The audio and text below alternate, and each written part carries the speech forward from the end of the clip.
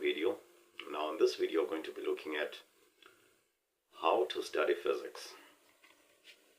Now, before one can actually think about how exactly they're supposed to study physics, I think the first question you should ask yourself is, what is your agenda behind studying physics? What do you intend to achieve when you study physics? For example, one might be studying physics because they want to go to medical school. One might be studying physics because they want to get a physics prize. Maybe it's a physics Olympiad or a school prize. And then there's a person who might be studying physics because they want to be a physicist or a scientist in the field of physics. You first have to make sure your goal is very, very clear.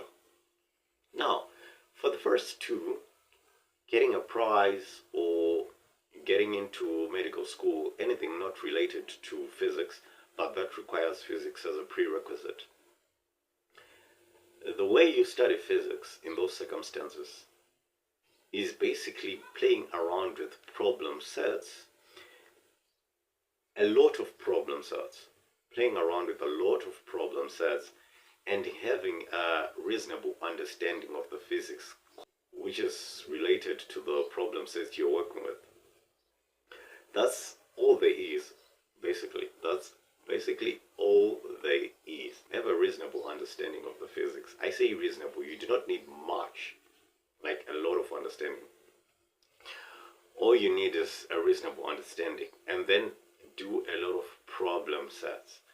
But having a very, very, very, very good memory would go a long way in helping you do this. But either way, repeating the problem sets, doing a lot of problem sets will force the ideas into your memory, or will force the formulas or methods of attacking those problems into your memory. Now, in this video, I'm not going to be concentrating on the first two, but I'm going to be concentrating on the last part. I'm going to be talking about how to study physics from the physicist point of view, or from the scientist point of view, or perspective, if you will. Now, I think a lot of people agree with me when I say that one of the key elements required in order to study physics like a scientist or like a physicist is asking the question, why? Why is this way? Why is this way? Why on earth did they put this in this way? Or why did they define this in this way? Or let me give you an example. When I was in 8th grade or Form 1, and I first came across the area of a circle, I was like, okay, what on earth is pi? But before I asked the question, what on earth is pi? Was the area of a circle is pi r squared. I was like, okay, what is area? Before we deal with that funny looking thing, what on earth is area? My assumption was like, maybe if I get to understand what area means, then I'll understand the rest. So I was like, what on earth is area? I wasn't that smart. And even today, I'm not even that smart. But somehow, I managed to progress. So, I asked the question, what is area? Okay, now when I got a rough understanding of what area is, I then went on to ask, what is pi? Now, the answers to those questions might not come right away. It might take you hours at times. It might take you days. It might take you weeks, months, years. And I'm not kidding, it depends. At times it takes years, like literally years. There are a lot of concepts I have taken years to understand in physics, and there are a lot of concepts I haven't understood up until now. And those are a lot of years. I tell you, those are a lot of years. It happens. So, one of the essential elements to studying physics like a physicist, now I'll stick to the name physicist now. I'm now avoiding scientist. It's asking why, or one could also phrase it as curiosity. Never take anything for granted. Always ask why. And I mean always. Never take anything for granted. I'm talking about even multiplication. Like 4 times 4 is equals to 16. You have to understand what that X or dot, depending on whatever you use in the country you are in right now. You have to understand what that multiplication sign really means. You have to understand what 4 really is, what the equal sign really means, what the thing on the other side of the equal sign really means. Mathematicians, don't kill me for not knowing the name of the thing on the other side of the equal sign. You have to ask yourself all those questions, and believe me when I say take nothing for granted. Currently I'm working on Zeno's paradox. Now a lot of people might be like, oh, what? You're working on Zeno's paradox? We thought that was already solved already. I don't think so. Yes, but not necessarily. I do not think the question posed by Zeno or the arguments posed by Zeno were attacked in the most accurate or in the most intuitive manner possible. So I'm currently working on Zeno's paradox, trying to develop physics from Zeno's paradox, not in his line of thinking, but in a way that's very intuitive, as in why we actually get to pass the tortoise. Those sort of questions. You'll get to understand it later. I've already posted some of the information on this, but I've only posted glimpses. I'm still working on the ideas of Zeno. That is to say, I'm trying to develop a very good physics framework to explain what Zeno was getting wrong. Now, back to the discussion. Why? Always, always ask why. Take nothing for granted. And now you might be a bit scared and be like, what if I never get the answers?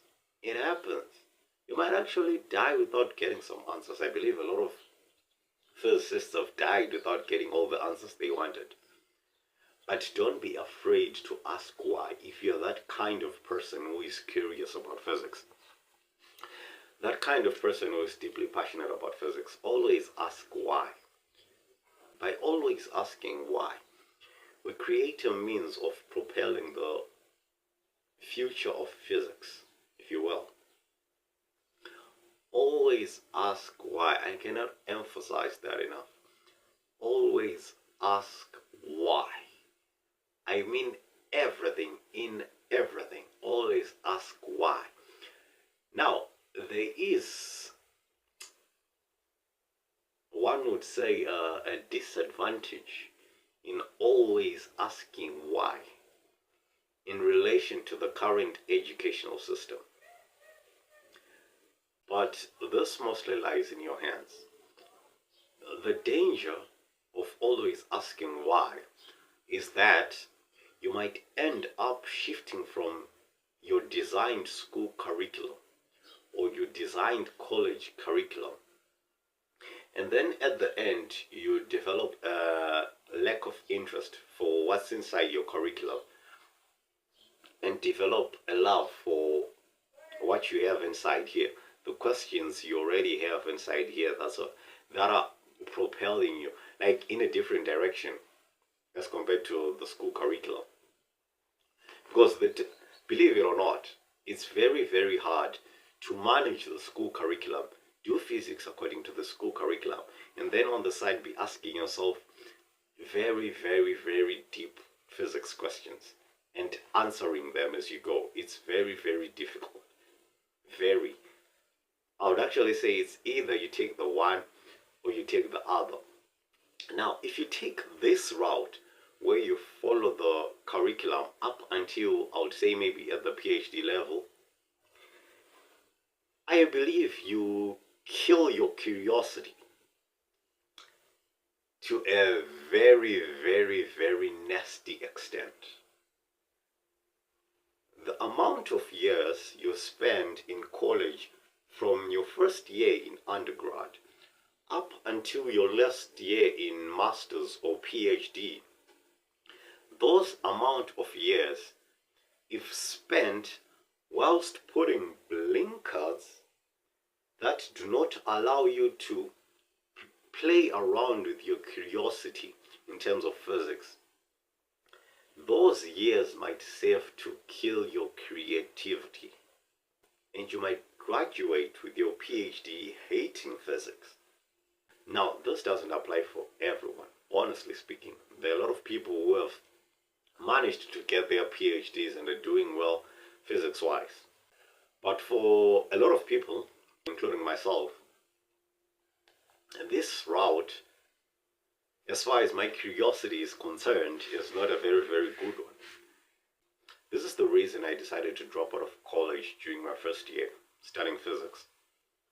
I noticed that if I continued studying physics the way I was studying in college, by the time I reached my PhD, I would have killed my love for physics. I would have deeply suppressed my curiosity to such an extent that bringing it out again after a lot of years would be very, very fearful for me.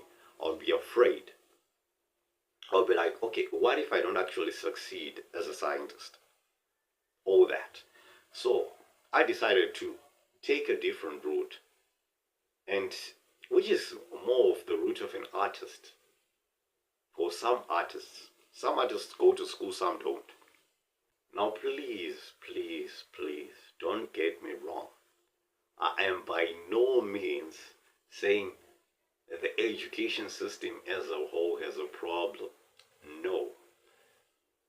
Actually, I wouldn't be pursuing physics the way I'm doing right now if it wasn't for the education that I got.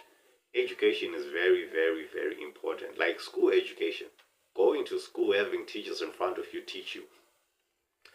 That's very important. But all I'm saying is it's important up to a certain point.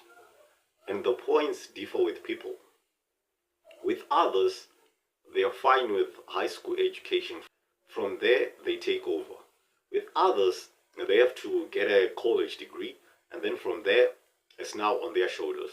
With others, they actually go and pursue a PhD. Then from there, which is usually the recommended thing, from there, it's now on their shoulders. They now explore the field. They now try to get into research and all that. It differs with people. People are wired differently through genetics and a lot of factors, including the environment. It differs with people. But I'm definitely not against the education system. The education system is very, very good, but up to a certain point. I do not know about other education systems, but the education that I got, pretty good. I wouldn't complain much. But up to a certain point.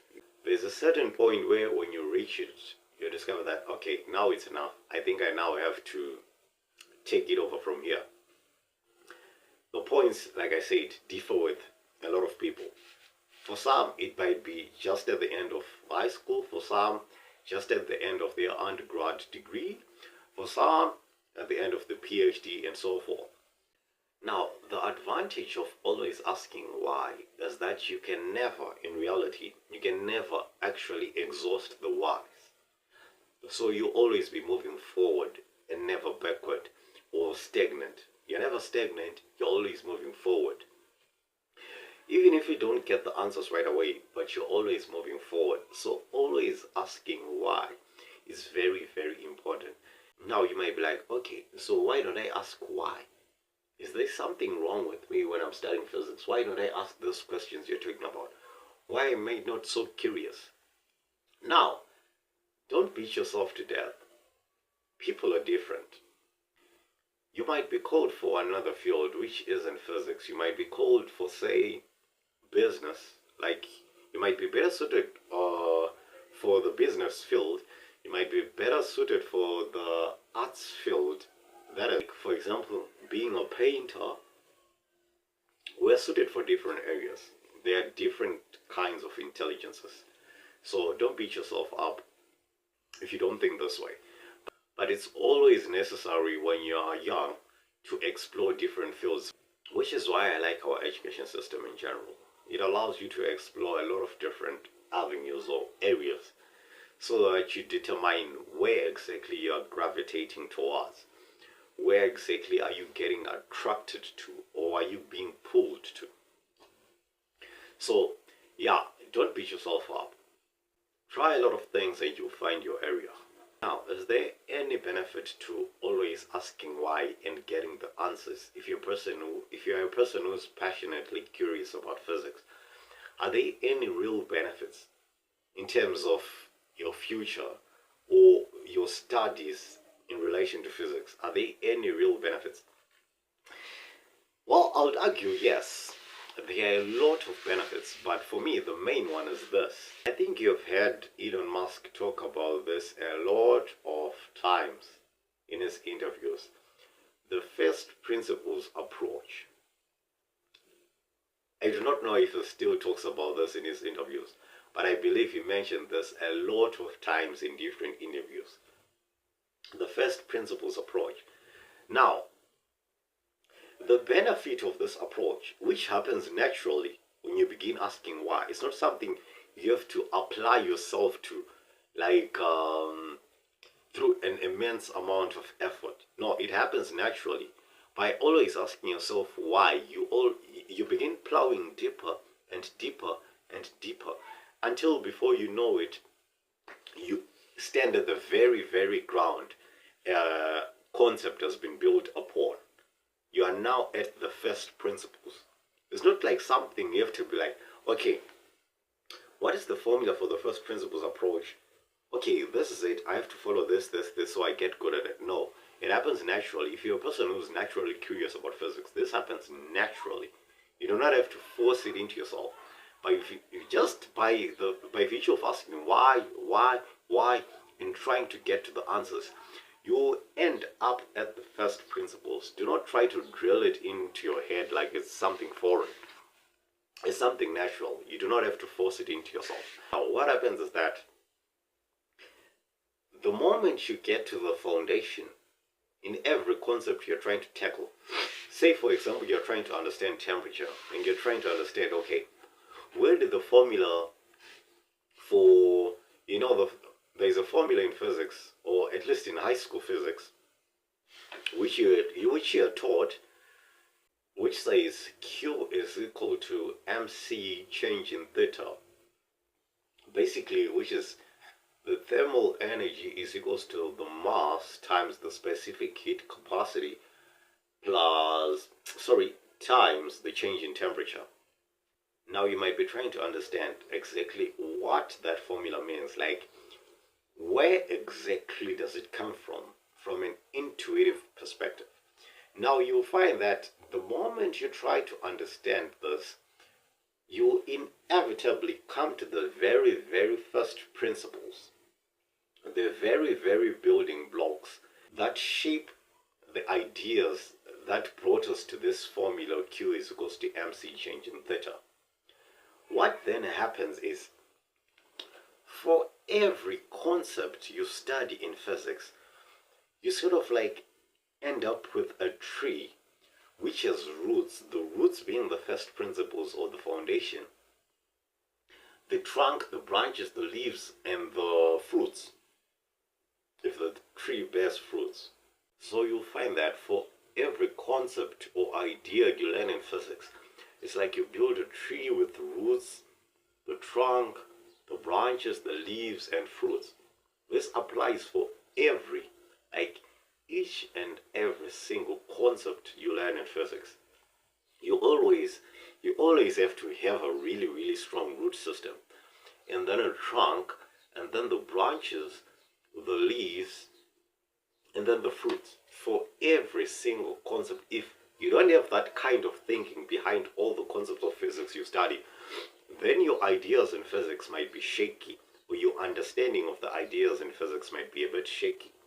So the question now is, what is the benefit of the first principles approach? What is the benefit of always asking why? Or what is the benefit of attacking physics from the physicist point of perspective, where you always ask why, where you're deeply curious to the point that you end at the very roots of the question or the idea you want to tackle? The benefit is this. This isn't just an ordinary tree. This is a tree of logic. The ideas are built on logic. Again, I come back to temperature. You want to understand the idea of temperature or the concept of temperature. You want to understand the formula we mentioned about Q is equals to MC change and theta. You have to understand, you have to have a really, really strong tree with a very, very strong root system, which enables you to reason logically whenever a new concept about temperature is introduced to you, which builds upon, say, MC change and theta. You have to be able to arrive at that new concept simply by beginning at the root system. There has to be a logical flow. Now, when physicists say they are looking for the theory of everything, basically what they're saying is this. Remember that I said for every concept in physics you have to have a tree, and a very, very strong one. Now, the theory of everything is a way of combining all the trees and giving them a single root system. Now, the theory of everything, if they'll ever find it, is a way of combining all the root systems from the different trees and making up one single root system that feeds all the trees. The trees are now no longer just trees, they are now sort of like branches. So, one single root system that feeds all the trees. Or put it in the mathematician's perspective, don't kill me again if I get things wrong here. The theory of everything would be akin to establishing a set of axioms and then building your theories from there. So, seeking for the theory of everything in physics now is now akin to establishing a set of axioms that enable us to reason logically up to any idea in physics there is. Like, if we find a seemingly new idea, we should be able to reason backwards down to the very, very axioms we've set, or postulates, if you will, whatever term they use, with all due respect.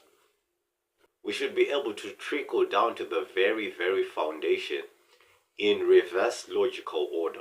And this is a kind of thinking which a lot of people who study physics during the course of their life do not possess.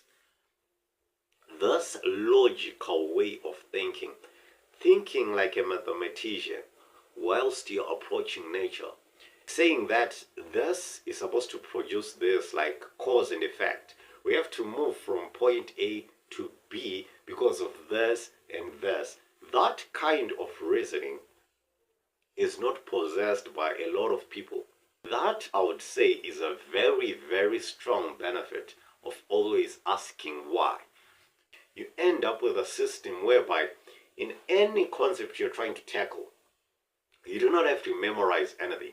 You simply have to start from first principles and go up and up and up and up, following a logical kind of reasoning, not a haphazard or kind of guessing kind of reasoning.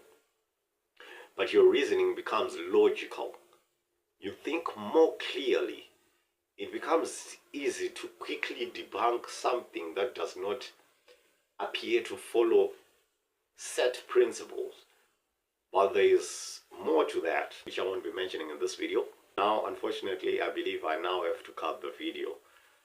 The video is now a bit long, plus my throat now hurts. Plus, I'm not feeling really, really well. I don't know if you noticed, I've got a cold and a very sore throat. I'm not feeling really well. I'll have to cut the video here. But if anything, the most essential idea I wanted to drive, and the way one should study physics, if he or she wants to be a physicist or a scientist, and understand the concepts better and understand how other previous scientists or physicists arrived at their ideas, is to always ask why and try to get at the answer. Always asking why. By so doing, you inevitably arrive at the solution. By so doing, you inevitably arrive at the solution. At times you won't. You can't answer everything. At times you won't. You might actually die having some unanswered questions. But I believe you will most likely, most of the time, answer all the questions you have in your mind. And I cannot tell you the joy you get from understanding these concepts. The joy you get from understanding the ideas or the workings of nature God has put all around us. The joy is unexplainable, is unparalleled. I'll continue to repeat that. I do not know how many times will I say that, but the joy is nothing like on earth. It's so nice. It's so nice. Thank you guys for giving me your time. This was a pretty long video. Very sorry for that. Please leave a like, subscribe, and a comment if you enjoyed the video. See you in another one. Stay motivated. Thank you.